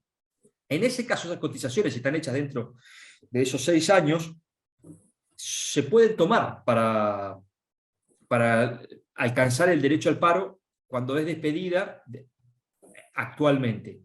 Es decir, si yo trabajé 10 meses como como camarera, después me contratan ahora en una casa y a los 2 meses me despiden, yo voy a haber tenido cotizados los 12 meses necesarios. 10 por el régimen general y 2 por este nuevo sistema que hay dentro del régimen del empleo del hogar. En este caso, como que se suman las nuevas cotizaciones que tiene por desempleo como empleada del hogar a las anteriores que tenía acumuladas ya en el régimen general, que como decía antes, durante esos 6 años se van acumulando y siempre pueden ser invocadas para cubrir los plazos mínimos que se requieren, ¿verdad? Después, el otro requisito, que esto es general para la ley, para poder cobrar el paro, es no haber cumplido la edad ordinaria de jubilación y no haber realizado una actividad por cuenta propia o por trabajo por cuenta ajena a tiempo completo. No realizar, ¿verdad? No, perdón, no haber realizado. No estar realizando en el momento que uno es despedido una actividad por cuenta propia o por cuenta ajena a tiempo completo. Porque si uno tiene 2 trabajos y el segundo es a jornada parcial y nos despiden de uno, podemos cobrar paro por el que nos despidieron, a pesar de seguir manteniendo un trabajo de jornada parcial. Y por último, la ley dice que otro de los requisitos para poder cobrar el paro es no cobrar una prestación de la seguridad social incompatible con el trabajo, ¿no? Pues bien, vamos a ver lo que es la cuantía del paro que vamos a tener derecho a cobrar el día que se extinga nuestra relación laboral del empleo del hogar. En principio, la cuantía para la prestación contributiva depende de las bases de cotización que hayamos tenido por contingencias profesionales durante los últimos 6 meses, los últimos 180 días cotizados, sin tener en cuenta las horas extraordinarias. Recuerden que la base de cotización del empleo del hogar es diferente a la del régimen general.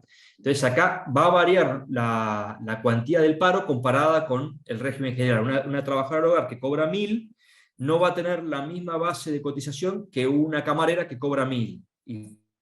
Con lo cual el importe de su paro va a ser menor. Porque, como dice el segundo punto, la base reguladora de la prestación es la media de esta base de cotización, y de ese importe diario se percibe el 70% durante los primeros 180 días y el 50% a partir del día 181 y hasta que finaliza el derecho al paro. Yo sé que esto es medio complicado, pero voy a tratar de aclarar un poco. Como le decía, yo estoy trabajando y mi salario es 1.166, mi base de cotizaciones, en este caso, bueno, coincidiría con 1.166. El día que a mí me despiden y ya he cotizado más de un año a la contingencia por desempleo, yo voy a cobrar un equivalente mensual a lo que es el 70% de esa base de cotización. O sea, el 70% de mi salario, que no siempre es exacto, porque como dijimos, la base de cotización varía de lo que realmente percibimos. Eso durante los primeros 6 meses. A partir de los 6 meses de cobrar el paro, pasamos a cobrar el 50% de esa base de cotización. Y la cobramos hasta el día que se extingue el derecho a cobrar el paro. Ahora bien, está previsto un tope mínimo, o un importe mínimo para la prestación contributiva. Para las personas que no tienen hijos, ese mínimo al cual podrá llegar nuestro paro es de 540,41 €. Y cuando hay 1 o más hijos, el mínimo de ese importe de la prestación es de 722,80. Tengan en cuenta que estos límites siempre son cuando estamos hablando de trabajo a jornada completa. Si mi jornada fue parcial, este importe se reduce proporcionalmente a la parte que corresponde. Ahora bien, ¿cuánto dura el paro que vamos a cobrar? Esto, repito, es el régimen general. Lo que pasa es que es importante explicarlo a las trabajadoras del hogar porque para ellas es novedad. Para los trabajadores del régimen general esto ya lo conocemos, estamos más familiarizados. Pero esto, para las trabajadoras del hogar, es nuevo y es importante que lo conozcan, que sepan qué es el derecho que tienen cuando se queden sin trabajo. Bien, la duración dice la ley. A la hora de calcular la duración, se tienen en cuenta las cotizaciones de los últimos 6 años, como habíamos dicho. Y es importante que esas cotizaciones no hayan sido computadas para cobrar una prestación anterior. Digamos, cuando yo me quedo sin trabajo y cobro el paro, agoto ese tiempo de prestaciones consumidas y me empieza el relojito como de cero. Entonces tengo que volver a cotizar 120 días para poder tener derecho de vuelta al paro, y el importe se va a ir calculando a partir de esa nueva cotización que hago posterior a haber extinguido mi prestación anterior. Después, los días de vacaciones que hayan sido pagados y no disfrutados se tendrán en cuenta también en el cálculo. Entonces, la tablita que también está en la página de la Seguridad Social es, si yo, perdón que saco el cartelito, si yo coticé entre 360 días de un año y 539 días, tengo derecho a una prestación de 120 días. ¿Verdad? Son 4 meses. Si yo trabajé o coticé entre 540 días y 719, tengo derecho a 6 meses. Y así como sigue la tabla. Lo máximo que se puede cobrar de paro son los 720 días. ¿Verdad? Y mi día de prestación será según los días que tengo cotizados y no consumidos. Esta tablita también la pueden encontrar en la página, como digo, y aconsejo que cuando llegue el momento lo miren bien para saber realmente cuál es el derecho que tenemos por delante para cobrar la prestación. Bueno, ahora vamos a hablar de los subsidios por desempleo. Esto también es importante explicar a los trabajadores porque es algo nuevo, a lo que antes no tenían derecho. Estos subsidios son ayudas de carácter asistencial. Esto quiere decir que se van a conceder a personas que estén demandadas que estén inscritas como demandante de empleo y que tengan carencia de rentas. Y esto es lo que la diferencia principalmente del paro o de lo que son las prestaciones contributivas. El paro tiene derecho a cobrarlo cualquiera persona, cualquiera sea su nivel de ingresos o de patrimonio. En cambio, los subsidios solamente los pueden cobrar quienes cumplan ciertos requisitos de patrimonio o de ingresos. Lo pueden solicitar las personas que, estando en situación de desempleo de forma involuntaria, es decir, que no hayan renunciado. Es importante tener en cuenta eso, ¿no? Que para poder cobrar las prestaciones por desempleo, uno no tiene que haber renunciado al trabajo de forma voluntaria, sino que tiene que haber sido una extinción en la cual no voluntaria por parte del trabajador. Pues bien, quien encontrándose en situación de desempleo de forma voluntaria no tenga ingresos propios que superen los 750 euros mensuales, esto es el 75% del salario mínimo interprofesional, tendrán derecho a estos subsidios. Y además, en la mayor parte de los subsidios se exige también que la unidad familiar de la persona que solicita la ayuda tampoco supere en promedio de cada miembro este límite. Es decir, yo tengo mi mujer y un hijo menor de edad. Para poder adquirir el derecho a este subsidio, mis ingresos no tienen que ser superiores a 750 euros por cabeza en promedio, ¿verdad? Espera que dejo ingresar a alguien más. Y estas prestaciones, la cuantía económica que nos da derecho a recibir es actualmente de 463,21 euros, que es el 80% del IPREM.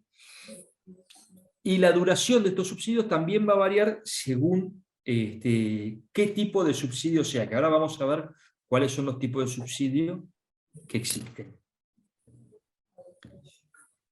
Bueno, primero y más común es el famoso subsidio por cotización insuficiente.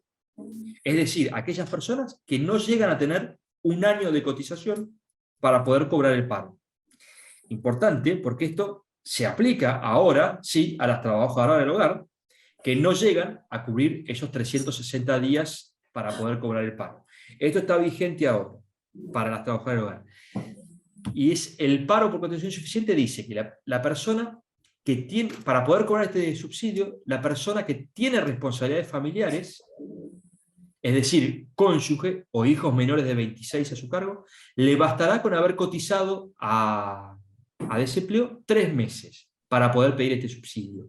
Y si no se tiene... Sí. Perdona, mira, como las compañeras tienen que marcharse a las 8, por ir abreviando en lo que tú consideres más importante para tener un cuartito de hora para preguntas, por lo menos. Perfecto, sí, sí, sí. De hecho, creo que con esto terminamos, ¿eh? Perfecto.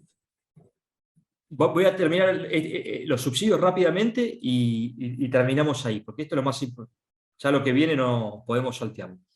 Y otra Después, cosita, ¿tú nos vas a dejar la presentación disponible o no? sí, de hecho tengo un archivo en PDF que es un poco mejor que la presentación, porque hay comentarios y más. Eso se los puedo enviar. Perfecto, pues muchísimas Que incluye gracias. todo el texto de la presentación más alguna información adicional.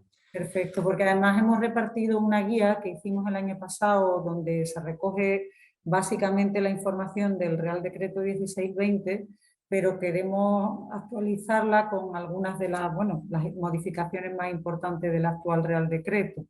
Y como En este documento que les voy a mandar está justamente eso. perfecto, Sí. muchísimas gracias, Guillermo. No, por favor. Bueno, el subsidio por cotización insuficiente, lo que expliqué. Lo más importante, si tenemos hijos, con haber cotizado 3 meses, ya lo podemos cobrar. Si no tenemos hijos, al menos deberíamos haber cotizado 6 meses. Esto quiere decir que las trabajadoras del hogar que empezaron a cotizar en octubre por desempleo, para enero, si se quedan sin trabajo, ya podrían empezar a cobrar este tipo de subsidio. Que cuánto tiempo va a durar ese subsidio va a depender de los meses que hayamos trabajado. Esto vamos a pasarlo más rápido, pero podrán ser de 3, 4, 5 meses o hasta 21 meses de duración según el tiempo que hayamos trabajado, ¿vale? Después está el subsidio por agotamiento de la prestación contributiva con cargas familiares. Esto se llama comúnmente la ayuda familiar. Yo cobro el paro, se me termina el paro y tengo responsabilidades familiares, es decir, cónyuge o hijos menores de 26 años y carezco de rentas, tengo derecho a este subsidio que se puede extender según cuánto tiempo hayamos cotizado entre 18 y 30 meses. Y después otros subsidios que existen, que la información está súper completa en la página de la Seguridad Social, son el subsidio para mayores de 45 sin responsabilidades familiares, el subsidio para mayores de 52, los subsidios para inmigrantes retornados y los subsidios para los liberados de prisión. Y lo último que iba a hablar era el tema del FOGASA, del Fondo de Garantía Salarial, que lo vamos a hacer rápidamente. Le voy a decir, esto en verdad es algo que en el empleo del hogar va a ser relativamente impracticable, que salga para cubrir, porque esto requiere la declaración de insolvencia del empleador que nos debe dinero, sea por salarios adeudados o por indemnizaciones impagas, y esto es una figura que se aplica mucho en el mundo empresarial, donde las empresas se presentan en concurso convocatoria de acreedores o se les decreta la quiebra, y ahí sale a responder FOGASA, pero en una relación del empleo del hogar, difícilmente un empleado del hogar pueda lograr que se declare la insolvencia de su empleador, posiblemente antes cobre en el juicio. Difícilmente esto termine en un proceso de quiebra, y además si debiera terminar en eso, el desgaste jurisdiccional y de dinero que le implicaría a la trabajadora del hogar cerrar todo este proceso sería una locura. Con lo cual lo anuncian como algo maravilloso y novedoso para el empleo del hogar, pero a nosotros nos parece que es un poquito más de maquillaje y no algo realmente efectivo, ¿verdad? Pero bueno, terminado esto, vamos a los 15 minutos que quedan a hacer preguntas, ¿vale? Estupendo. Quien quiera hacer una pregunta, porque se escucha mucho mejor desde aquí, que puede levantarse y dirigirse. Te quiero hacer una pequeña aclaración, que yo se lo comentaba antes a las compañeras, que es, tratemos de que las preguntas se basen en cuestiones generales de lo que hemos hablado hoy y no en casos concretos particulares, porque es muy peligroso dar un asesoramiento en este formato y sin mucha información. Nosotros encantados recibimos en la asesoría a quien tenga dudas de su situación particular, pero tengo miedo de dar respuestas que no sean realmente exactas si desconozco toda la situación completa. Y a veces en estos formatos me hace una pregunta, yo puedo dar una respuesta que es la la de modelo, pero que no se aplica a caso concreto por alguna circunstancia que uno tiene que averiguar más. Y tampoco quiero ante cada pregunta tener que hacerle 20 repreguntas a la persona que hace una pregunta para que me tenga que dar datos de su situación laboral que por ahí no quiere dar en público, ¿vale? Pero bueno, eso. Vengan las preguntas sin problema. Muy bien. Venga, ¿quién quiere romper el hielo? ¿Alguna pregunta en relación a los salarios, a los desempleos, a las vacaciones? Todo lo que se ha comentado. ¿Te puedes venir? Acércate, te presentas y hablas con Guillermo. Buenas noches, mi nombre es Azucena Flores. Hola, Susana. Hola, la pregunta es esta. Hace poco me recomendó un padre un trabajo, ¿no? Entonces él me dijo, cuando yo fui a la entrevista, la familia me dijo que no, que ellos iban a pagar, era todo lo como era el régimen, pero como yo no tenía papeles, que ellos no me daban el trabajo. Entonces yo le dije, pero no me pueden hacer un permiso de trabajo. ¿Sí se podía? ¿De qué país eres, Azucena? De Colombia, pero lo que pasa es que apenas tengo 14 meses de estar aquí en España. Claro. Mirá, en principio no se puede contratar a un extranjero eh, sin que esa oferta de trabajo pase previamente por lo que se llama situación nacional de empleo. Es decir, yo te quiero contratar a ti, que eres extranjera y no tienes residencia ni autorización de trabajo, tengo que pedir autorización a extranjería para poder contratarte.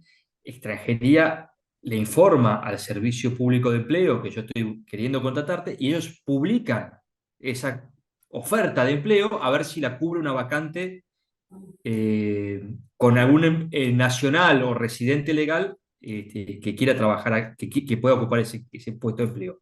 Esto se llama situación nacional de empleo y hace que sea prácticamente imposible, sobre todo en empleo del hogar, poder contratar en esas características, en lo que se llama la autorización de trabajo y residencia, a un trabajador extranjero. Te preguntaba la nacionalidad porque Chile y Perú tienen convenios firmados con España que permiten a los trabajadores saltearse esto que se llama situación nacional de empleo. Es decir, que te podrían contratar. Ahora, hay otra problemática importante, que es la contratación de un trabajador extranjero debe aceptarse en el país de origen. Con lo cual, el trámite, ponele que tú hubieses sido chilena o peruana. Tu empleador debería haber ido a extranjería, presentar la oferta de empleo. La oferta de empleo de extranjería la remite al consulado chileno y tú allí en Chile tienes que aceptar la oferta y ahí recién te autorizan a viajar.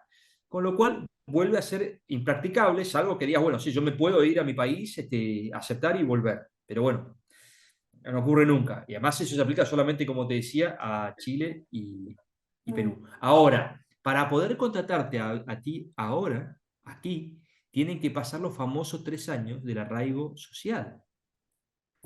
Es decir, recién cuando cumplas 3 años de estar viviendo de manera irregular en España, tu empleadora te va a poder decir, bueno, yo te hago un contrato y gracias a ese contrato se te otorga un permiso de residencia. Lamentablemente, si no transcurre ese plazo de 3 años, es imposible. Porque yo dije, bueno, pero si puede hacer un permiso para que me den el trabajo. Gracias. No, de nada. Hasta luego, Azucena.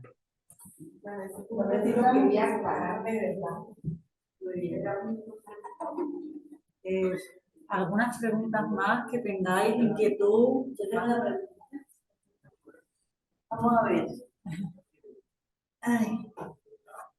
Vamos a ver, señor letrado. No, por favor, Guillermo, mejor. Pues mira, normalmente ¿Cómo es tu nombre, perdón? Mi nombre es Mary. Mary. Sí, normalmente a las chicas les dicen que sí, que acepten el trabajo por X cantidad con la promesa de que les van a hacer sus papeles y tal. Mi pregunta, estas trabajadoras, ¿pueden exigirle a ese empleador esa promesa de contrato por escrito?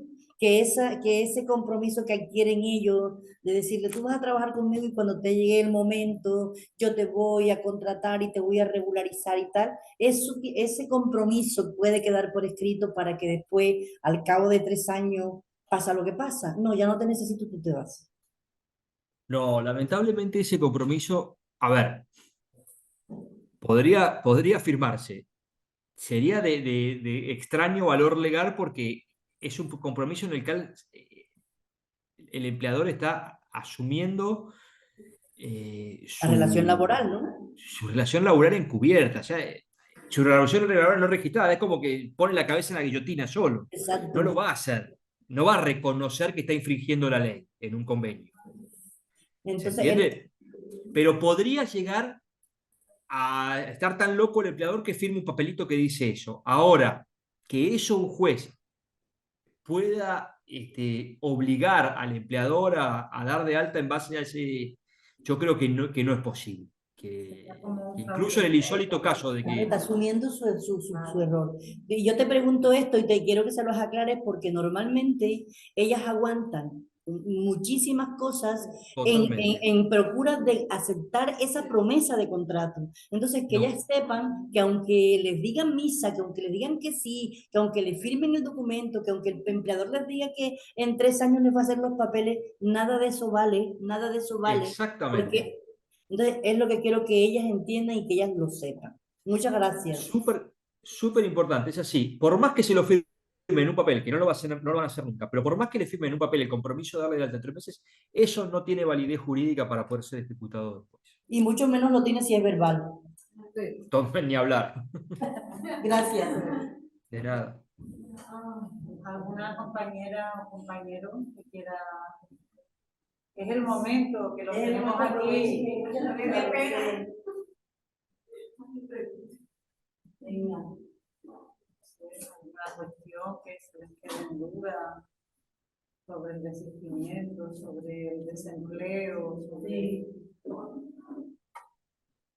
¿Las pueden echar a la calle de que les da gana? No, yo quiero preguntar, cuando a uno no le pagan las 2 horas, si no le pagan 2 horas, tampoco no se las pagan. O sea, que a uno no le dan las 2 horas, ellos se las tienen que pagar, o eso va con el sueldo sin que ellos le hayan dicho a uno eso. ¿Escuchaste? No, alguien me va a tener que acercar la pregunta. Se la hice. O sea, es que yo trabajo en una parte y a mí no me dieron las 2 horas. Las 2 horas Sí, diarias. es cierto que ellos, o que la pagan, que el tiempo, Lo que pregunta la compañera Guillermo es que Sí, a ella, por ejemplo, no le dan las 2 horas, pero ella ha escuchado que las 2 horas de descanso se las pueden dar en efectivo, en dinero, en vez de tiempo. o el tiempo, o el tiempo sí. O el tiempo acumulado de esas 2 horas de descanso dinero, tiempo. para hacerlo luego un poco retroactivo o algo así. Sí, a ver, el, el régimen jurídico del Decreto 1620 no establece, cuando habla de estas 2 horas de descanso, que puedan ser compensadas.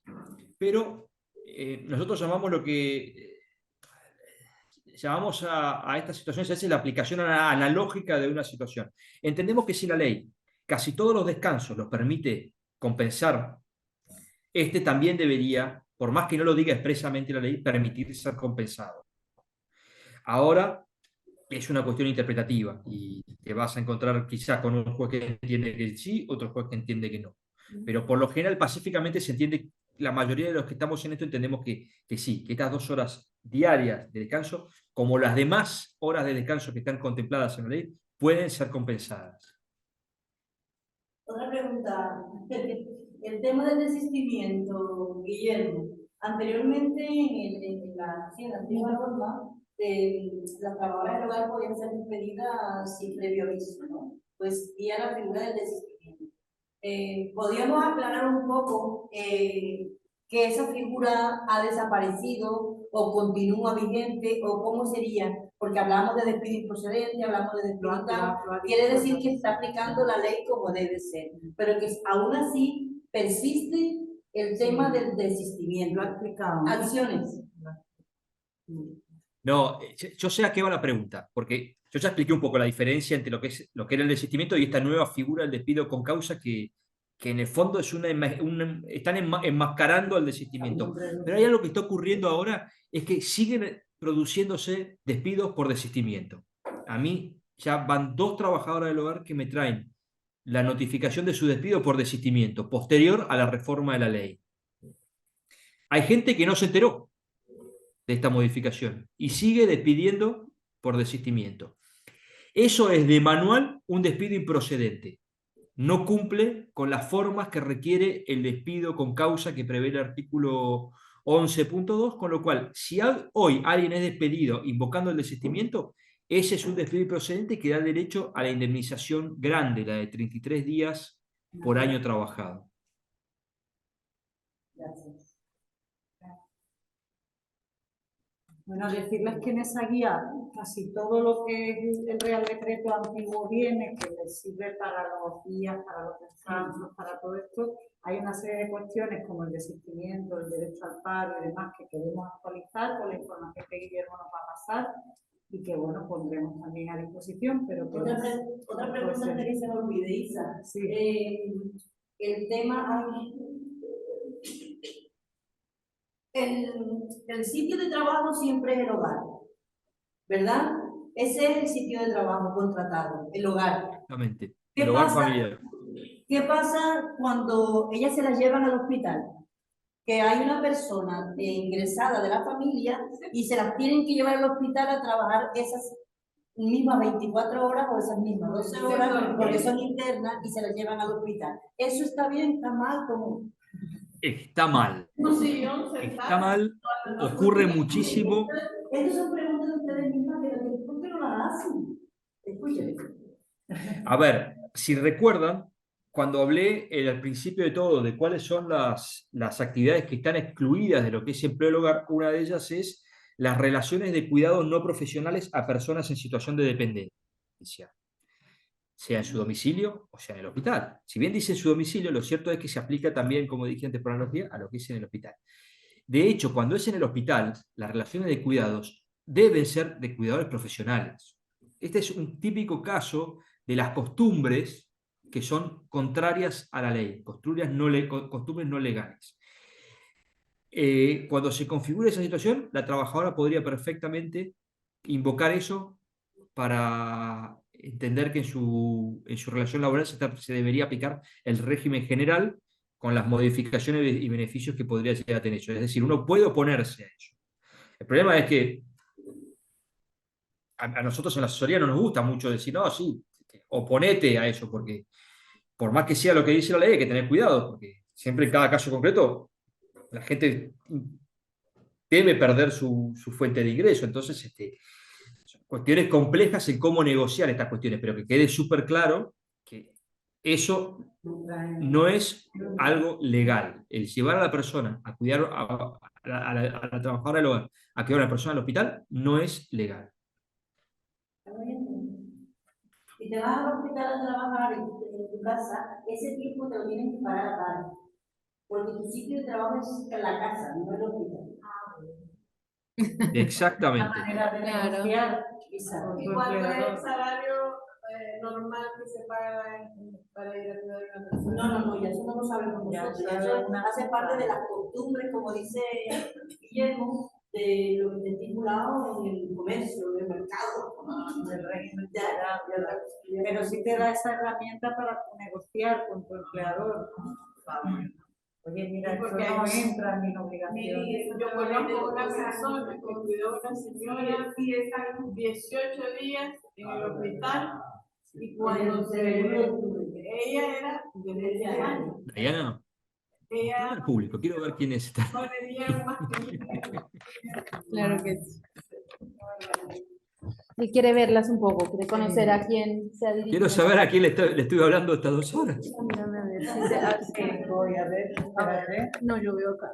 Sí, se ven las caras. Se han ido muchas. Se han ido muchas, ha habido Bueno. bastante afluencia. Gracias por escucharme tanto tiempo y no quedarse dormidas. Gracias a ustedes. Muchísimas gracias. Bravo, hay que aplaudirlo. Gracias. Qué bueno. Sí, vamos a despedir ya la sesión de hoy, que ya Guillermo, además es un hombre comprometido con su familia, que no está hoy aquí porque tiene 2 niñas pequeñas y está apoyando a su mujer en las labores del Un hogar. feminista. Así que un doble aplauso feminista. Bueno, Muchas pues, gracias. Guillermo, que ha sido todo un placer, que bueno, la sesión súper interesante, que te haremos llegar algunas fotos también de la sesión y Por favor, sí, sí, sí. si quieres algún certificado, como haber participado como ponente o algo, me facilitas tus datos de identificación y te lo hacemos llegar, que sería Bueno, firmado en este caso por el programa de estudios de la Cátedra de Estudios de Género de la Universidad de Huelva. Y no sé, pues si bien. te podemos, aparte de tu participación, darte también ese reconocimiento, ¿no? Y bueno, Bueno, a ver si puedes enviarnos ese PDF porque tenemos esa guía que fabricamos el año pasado y que queremos actualizar y viene muy bien reflejada en la presentación todos los cambios, ¿vale? vale. Sí, sin problema. Yo se los mando, ¿eh? Muchas Bueno, gracias, Guillermo. Muchísimas Hasta gracias por luego. todo. gracias por todo, ¿eh? Hasta luego. Chao.